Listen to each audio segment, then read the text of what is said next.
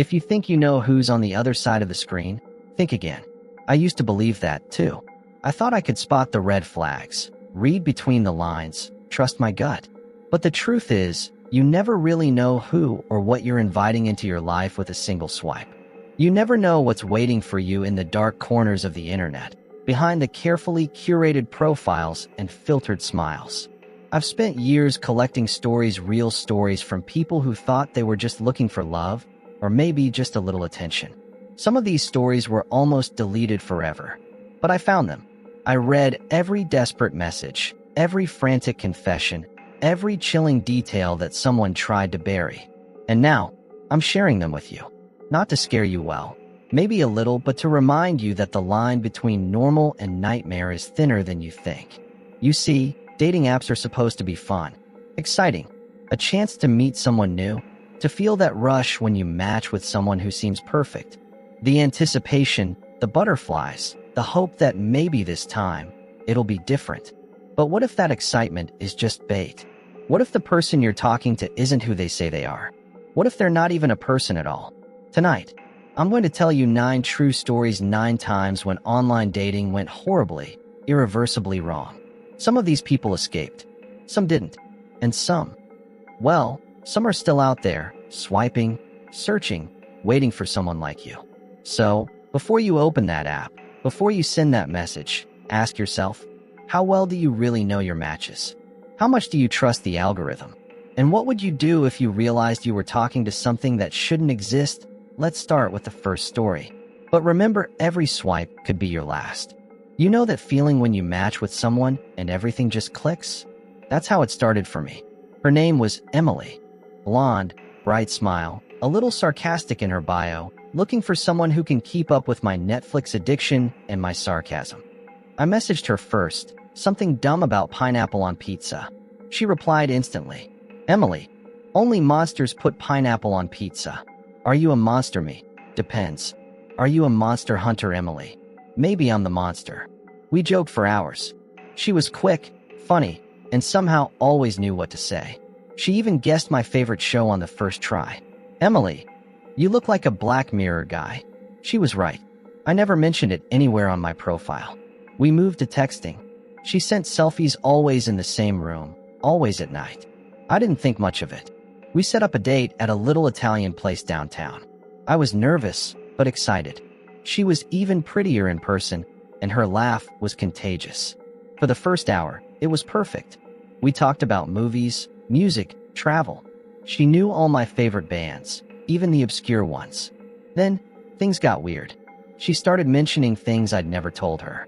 "Emily, remember that time you broke your arm falling off your bike? Bet you still have the scar." I froze. That happened when I was 8. There's no way she could know. Me. Did I tell you that she just smiled? "Emily, you must have. Or maybe I'm psychic." I tried to laugh it off, but she kept going. "Emily, your mom's name is Linda, right? She makes the best lasagna." I never mentioned my mom. Not online, not in person. Me. How do you know that? She leaned in, her eyes locked on mine. "Emily, I know a lot about you. More than you think." My skin crawled. I made an excuse to leave, but she grabbed my hand. Her grip was ice cold. "Emily, don't go. We're perfect together. I've been waiting for you." I pulled away and practically ran out of the restaurant. I blocked her number, unmatched her, deleted the app. But that night, I got a text from an unknown number. "Unknown. You can't hide from me. I know where you live." I didn't sleep. For weeks, I kept seeing her face in crowds, hearing her laugh in empty rooms. I changed my number, moved apartments, deleted every social account. But sometimes, late at night, I still get messages. Unknown. Miss me. I still don't know how she knew my secrets. Maybe she was a stalker. Maybe it was something else. All I know is, I'll never trust a perfect match again. But that was just the beginning. The next story is even worse. You ever get ghosted? It sucks, but sometimes it's a relief. Sometimes, you're better off not knowing what could have happened. I learned that the hard way. Some of you might remember my post about digital hauntings, how sometimes the internet keeps things alive that should have stayed dead. This is one of those stories. Her name was Lila. We matched on a rainy Thursday night. She had this old school vibe, black and white photos, cryptic captions. We talked for days. She was funny, a little dark, and always seemed to know what to say to make me laugh. She'd send me weird, artsy photos, her hand in front of a mirror, a shadow on the wall, a blurry street at midnight. I asked to meet up, but she always had an excuse. Lila, maybe next week. I'm not ready yet. Me, no rush. Just let me know. Then, one day, she just vanished. No goodbye, no explanation. Her profile disappeared. Our chat history was gone. I figured she'd unmatched me, or maybe deleted her account. I was disappointed, but honestly, a little relieved. Something about her had started to feel off, like she was always watching, even when we weren't talking. A few days later, I got a notification Lila sent you a message, but when I opened the app, there was nothing there. Just an empty chat window. I tried searching for her profile, but it was like she'd never existed. That's when the weird stuff started. My phone would buzz at odd hours, 2:13 a.m., 3:33 a.m. Always the same notification, Lila sent you a message. But there was never anything there. I started getting emails. From an address I didn't recognize. No subject, no body, just blank messages. My friends joked that I was being haunted by a ghosted match. I laughed it off, but deep down, I was starting to believe it. One night, I was scrolling through my old photos and found one I didn't remember taking. It was a selfie, but I wasn't alone. In the background, reflected in the window, was a blurry figure, a woman with long dark hair, standing just behind me. I zoomed in, and my blood ran cold. It was Lila, the same face from her profile, staring right at me. I tried to delete the photo, but it wouldn't go away. Every time I opened my gallery, it was there, sometimes at the top, sometimes buried deep, but always there. I started seeing her everywhere, in reflections, in crowds, in my dreams. I stopped sleeping. I deleted the app, changed my number, wiped my phone. Nothing worked. Then, one night, I got a message. Not on my phone, but scratched into the condensation on my bathroom mirror. Why did you leave me? I still get messages from that account. Or something using it. Sometimes it's just a blank notification. Sometimes it's a photo of me, taken from somewhere I can't recognize. I don't know what she was, or what she wanted.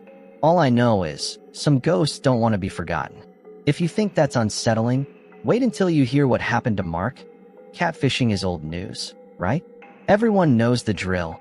Fake photos, fake names, fake lives. But what if the person behind the profile is someone you know, someone who shouldn't even be alive? This happened to me last year. I was bored, swiping through profiles, when I saw a face I hadn't seen in years. Jess. Same crooked smile, same dimple on her left cheek. She was my first real crush back in high school.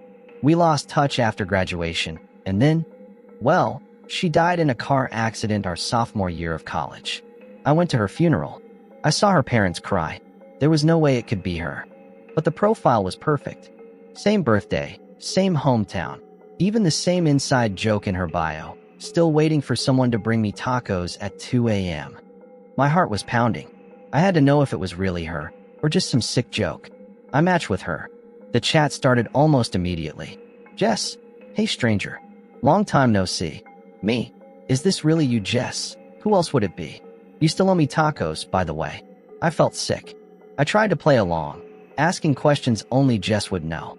She answered every one, details about our old teachers, the time we snuck out to see a midnight movie, even the nickname she gave my dog. It was impossible. Me, this isn't funny. Jess is gone. Jess, you never said goodbye. I stared at the screen, my hands shaking.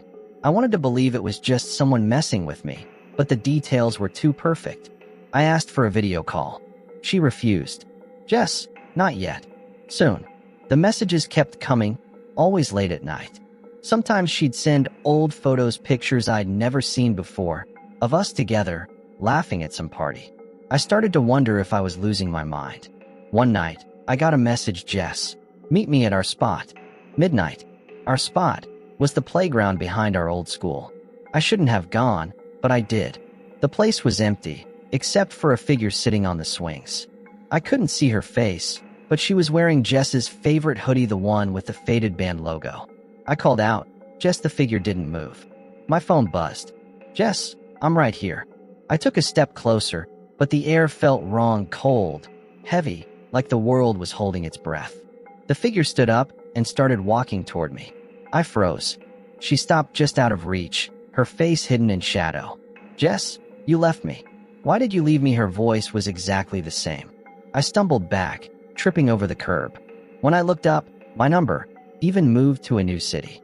But sometimes, I still get messages. Old photos, inside jokes, memories only Jess and I shared. I don't know if it's a hacker, a cruel prank, or something else entirely. All I know is, some ghosts were familiar faces. But not all monsters hide behind fake photos. I've always been drawn to people with quirks. Maybe that's why I agreed to go out with Alex. His profile was full of odd facts, collections of rare coins, pressed flowers, even vintage postcards from places he'd never visited. He seemed harmless, just a little eccentric. I figured, what's the worst that could happen? We met at a cozy coffee shop.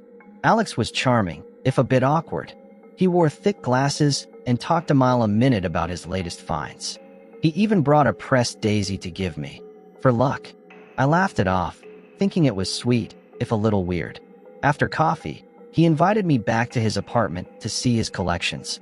I hesitated, but curiosity got the better of me. His place was exactly what you'd expect: shelves lined with jars of buttons, old books, and shadow boxes filled with ticket stubs and dried flowers. It was cluttered, but not creepy. Not at first. Then I noticed the wall of Polaroids. Dozens of them, maybe hundreds, each one labeled with a name and a date. Most were just smiling faces, people on park benches, at restaurants, in Alex's living room. Me, wow, you really like taking pictures? Ha, Alex. Memories are important. You never know when you'll need to remember someone. He smiled, but there was something off about it. I moved closer and realized some of the photos had locks of hair taped to them, or little trinkets pinned underneath a bracelet, a keychain, a lipstick tube. My stomach twisted. Me. Are these from your dates, Alex? Everyone leaves something behind. I just make sure it's not forgotten. He said it so casually, like it was the most normal thing in the world. I tried to laugh, but my voice shook. Me. That's unique. Alex, you'd be surprised how many collectors there are. Some people collect stamps. Some collect stories. I collect moments. He gestured to a glass case in the corner. Inside were more personal items: watches, necklaces, even a pair of glasses that looked eerily familiar. That's when I saw it. A friendship bracelet I'd made for my friend Mia in college. She'd gone missing last year. The police never found her. My blood ran cold. Me. Where did you get that bracelet? Alex just smiled, his eyes never leaving mine. Alex, sometimes people don't want to be found. Sometimes they become part of the collection. I backed toward the door, trying to keep my voice steady. Me. I think I should go. Alex, already? But we were just getting started. He moved to block the door, but I managed to slip past him, nearly tripping down the stairs. I didn't stop running until I was halfway down the block. I called the police, but by the time they got there, Alex and his collections were gone. The apartment was empty, wiped clean like no one had ever lived there. I recognized something that belonged to someone I knew. I still wonder how many other people saw their own memories on those walls. How many collectors are out there, trading stories, swapping souvenirs, building their own private museums of the people who trusted them. Some people collect things. Others collect souls. Ever heard of the doppelganger effect? This one's for the skeptics. I used to laugh at those stories, urban legends about people seeing their own double or meeting someone who looks just like them.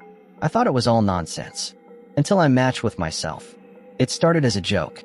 I was swiping late one night, half asleep, when I saw a profile photo that made me do a double take. Same hair, same eyes, even the same scar above the eyebrow from when I fell off my bike as a kid. The username was Taylor, but everything else was me: my favorite books, my go-to coffee order, even the same dumb quote I'd put in my own bio. Here for a good time, not a long time. I screenshotted it and sent it to my friends. Me guess I finally found my soulmate. They all laughed, said it was probably some AI glitch or a prank. But I was curious. I matched with Taylor and sent a message. Me. Nice profile. You look familiar. Taylor. I was about to say the same thing. We started chatting. The conversation was uncanny. Every answer was something I would say. Every joke, every reference, every memory. It was like talking to a mirror that could type back. Taylor, remember that time you got lost at the county fair? I never told anyone about that, not even my parents. I asked to meet up, half expecting them to ghost me. But Taylor agreed. We picked a neutral spot, a busy cafe in the middle of the city. I got there early, heart pounding, scanning every face that walked in. Then I saw them. It was like looking into a warped reflection. Taylor was me, down to the clothes I'd almost worn that day.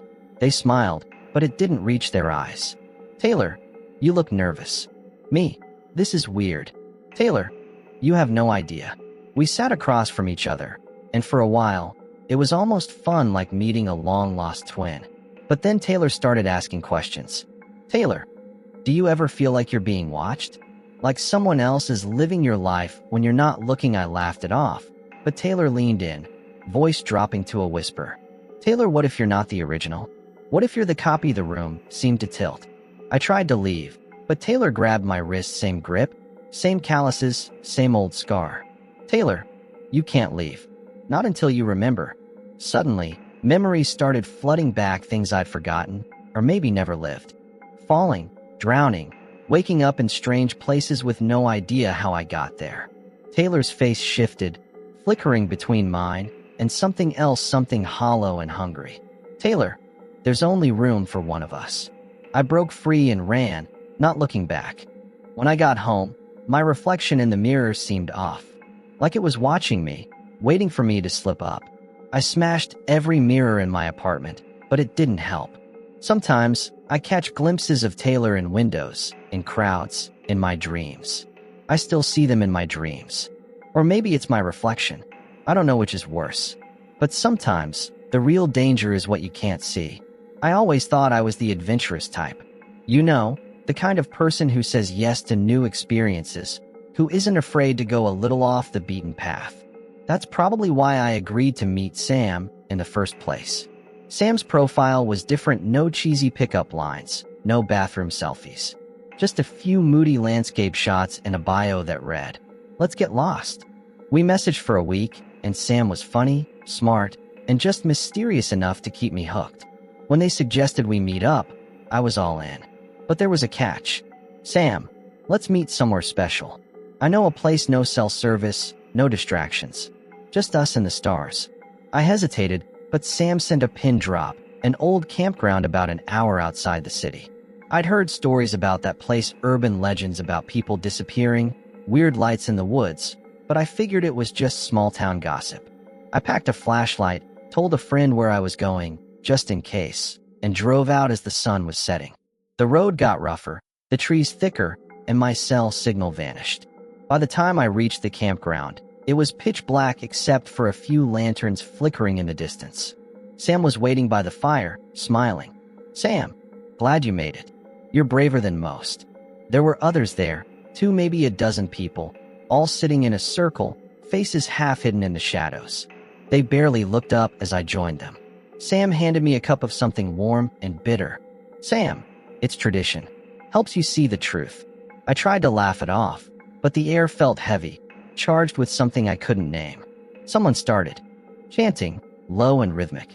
The others joined in, their voices blending into a single, pulsing sound. I felt dizzy, like the ground was shifting beneath me. That's when I noticed the symbols carved into the trees, strange, looping shapes that seemed to move when I wasn't looking. I remembered the stories.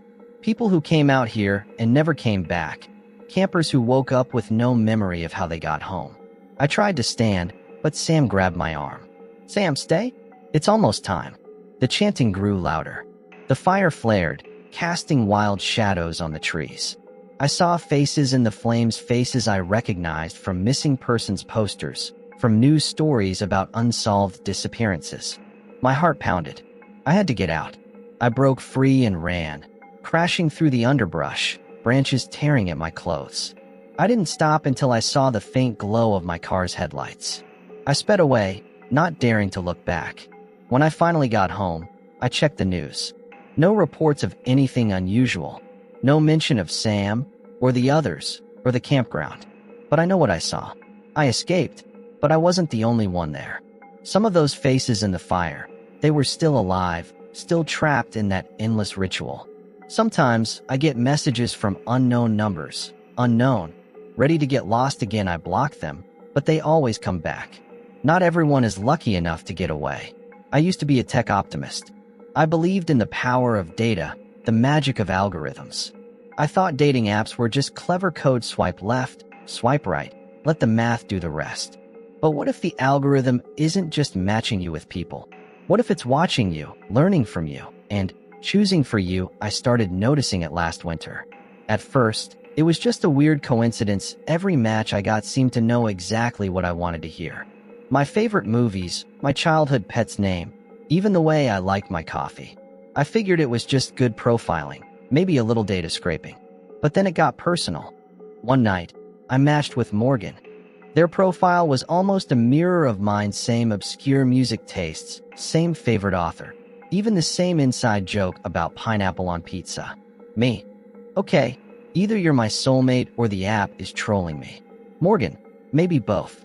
Or maybe the app knows you better than you know yourself. We talked for hours. Morgan always seemed one step ahead, finishing my sentences, predicting my answers. It was flattering at first, but then it started to feel invasive, like I was being studied. I started experimenting. I changed my profile: different interests, different photos, even a fake hometown. Within a day, my matches changed too. Suddenly, everyone I matched with was from that fake town, liked the same new bands, even shared the same fake memories I'd made up. It was like the app was rewriting reality around me. I started digging. I read forums, watched videos, even reached out to a few ex-employees. Most of them laughed me off, but one sent me a message: ex-employee. If you're watching this, you're already part of the experiment. The algorithm doesn't just match people, it tests them. It learns what scares you, what excites you, what keeps you coming back. I tried to delete my account, but the app wouldn't let me. Every time I tried, it crashed. My phone started glitching: random notifications, matches popping up in the middle of the night, messages from people I'd never seen before. Unknown, don't leave. We're not done with you yet. My matches got darker. People who seemed normal at first, but quickly turned obsessive, aggressive, even violent. One showed up at my work, claiming we'd been talking for weeks. Another sent me photos of my apartment taken from outside my window. I stopped sleeping. I smashed my phone, bought a new one, but the app reinstalled itself. I started seeing the same faces everywhere: on the street, in the grocery store, even in my dreams. It was like the algorithm was bleeding into real life, pulling the strings. Behind the scenes, what if the app is matching us for a reason? What if it's not about love or even data, but something else, something hungry, something that feeds on our secrets, our fears, our loneliness? I still get notifications, even with my phone turned off. Sometimes I hear the app's notification sound in the middle of the night, echoing through my apartment. I don't know if I'm being watched or if I'm just losing my mind. Maybe both. If you're watching this, you're already part of the experiment. The algorithm is always learning, always watching. But sometimes, the scariest monsters are the ones you invite in. I used to think the worst thing about dating apps was the awkward first dates or the occasional ghosting. I never imagined it could turn my own home into a nightmare. My roommate, Jamie, had been single for a while. When they finally matched with someone who seemed genuinely great, I was relieved. Alex was charming, polite, and always brought little gifts: flowers, coffee, even a book Jamie had mentioned wanting to read. For the first time in months, Jamie was happy. The apartment felt lighter, warmer. I started to let my guard down. But then Alex started staying over. At first, it was just weekends. Then, suddenly, it was every night. Jamie didn't seem to mind. In fact, they seemed almost obsessed. They'd spend hours talking in Jamie's room, voices low and urgent. Sometimes I'd catch snippets through the wall: Alex's voice, calm and steady, Jamie's, anxious and pleading. One night, I heard Jamie crying. I knocked, but Alex answered the door, smiling. "Alex, everything's fine. Jamie just had a bad dream." But Jamie wouldn't meet my eyes the next morning. Things got weirder. Jamie stopped going out, stopped answering texts from friends and family. They barely ate, barely slept. I'd find them sitting in the dark, staring at nothing, lips moving in silent conversation. Me. Jamie. Are you okay, Jamie? Alex says I'm fine. I just need to listen. I started noticing things missing: my keys, my favorite mug, even a photo of me and Jamie from last summer. When I asked, Jamie just shrugged. Jamie. Alex likes to keep things close. For protection. I tried to talk to Alex, to set boundaries, but every time I brought it up, they'd smile and change the subject. Alex, you should be happy for Jamie. They're finally where they belong. One night, I woke up to whispering in the hallway. I crept out of my room and saw Jamie and Alex standing in the kitchen, holding hands, eyes closed. They were chanting something I couldn't understand, voices blending into a single, eerie hum. The air felt thick, electric. I backed away, heart pounding. The next morning, Jamie was gone. So was Alex. Their room was empty, bed neatly made. All their things gone except for a single note on the pillow. Thank you for letting us in. I tried calling, texting, even went to Jamie's parents. No one had heard from them. Weeks passed. I started to move on, tried to convince myself it was just a bad breakup, that Jamie would come back when they were ready. But sometimes, late at night, I still hear them whispering in the hallway. Sometimes I wake up and find things moved, doors unlocked, windows open. Once, I found a single flower on my pillow, the same kind Alex used to bring. I don't know what Alex was, or what they did to Jamie. Possession? Mind control? Something worse? All I know is, my home doesn't feel like mine anymore. I keep the lights on, the doors locked, but it doesn't help. The shadows are always waiting. I still hear them whispering at night. Sometimes I think I see Jamie's face in the window, just for a second, before it disappears. And finally, the story that made me delete every app for good. I've told you a lot of stories tonight. Some of them sound impossible, I know. Maybe you're thinking I'm just another creepypasta narrator, spinning tales to keep you up at night. But this last one, it's mine. And if you're hearing this, it means I didn't make it. I used to be cynical about online dating. After everything I'd seen, everything I'd read, I thought I was immune. I knew all the tricks, all the red flags. I never used my real name, never shared my address, never let my guard down. But the thing about monsters is, they're always evolving. It started with a match that felt off. The profile was almost blank, just a single photo, blurry and dark, and a name I didn't recognize. Eli. No bio, no interests, nothing to go on. Normally, I would have swiped left, but something about the eyes in that photo made me pause. They looked familiar, like someone I'd seen before, maybe in a dream. I swiped right. Instantly, it was a match. Eli, I've been waiting for you. I laughed it off. Me. That's a little intense for a first message. Eli, you're not like the others. You know what's out there. That got my attention. I played along, thinking maybe it was a fan of my channel, someone who'd heard my stories. But Eli's messages got stranger. Eli, you think you're safe behind your screen. You think you're in control, but you're not. Me. Okay, what's your deal, Eli? You tell stories about monsters, but you never tell the truth about yourself. I stopped replying. I figured it was just a troll, someone trying to get under my skin. But then the email started. Photos of my apartment building, my car, my front door, always taken at night, always from just far enough away that I couldn't see the photographer. I changed my passwords, locked my doors, even set up cameras. But the messages kept coming. Eli, you can't hide from me. I know where you sleep. I started seeing things, shadows moving in the corners of my vision, footsteps in the hallway when I was home alone. My phone would ring at 3:33 a.m., but when I answered, there was only static. Sometimes, I'd hear my own voice, whispering things I couldn't remember saying. I tried to tell myself it was just paranoia, that I was letting the stories get to me. But then on night, I woke up to the sound of my front door opening. I grabbed my phone, heart pounding, and crept into the hallway. The lights flickered. My cameras were dead. There was someone standing in my living room. Not a stranger, Eli.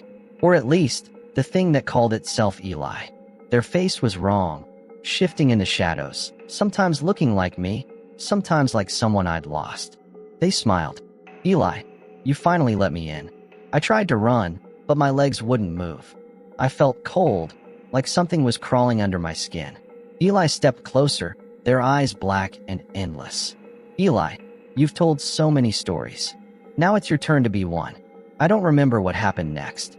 I woke up hours later, lying on the floor, my phone buzzing with notifications.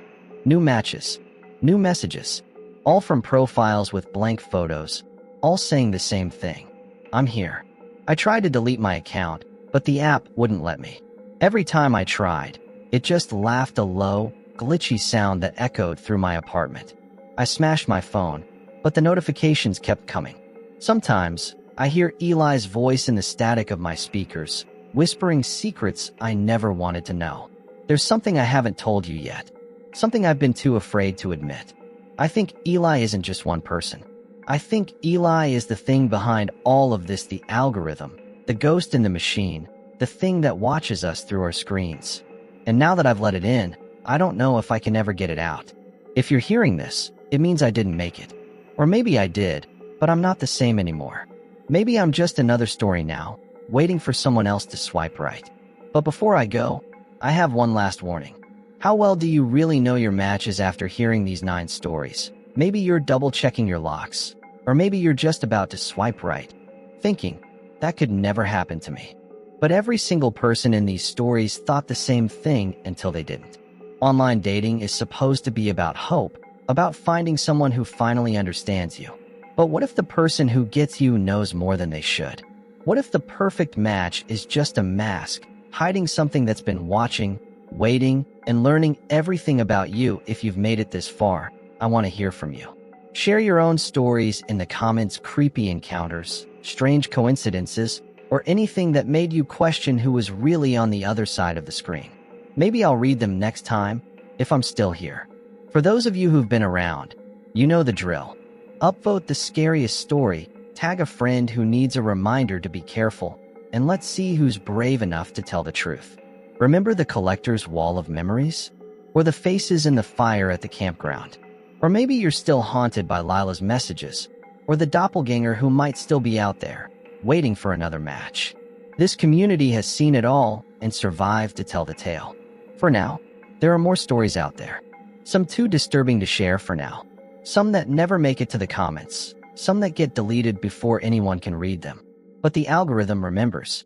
The ghosts in the machine are always watching, always waiting for the next story to begin. So before you open that app, before you send that message, ask yourself, are you sure you're alone? Are you sure you're the one doing the swiping? Swipe carefully. You never know who or what is waiting.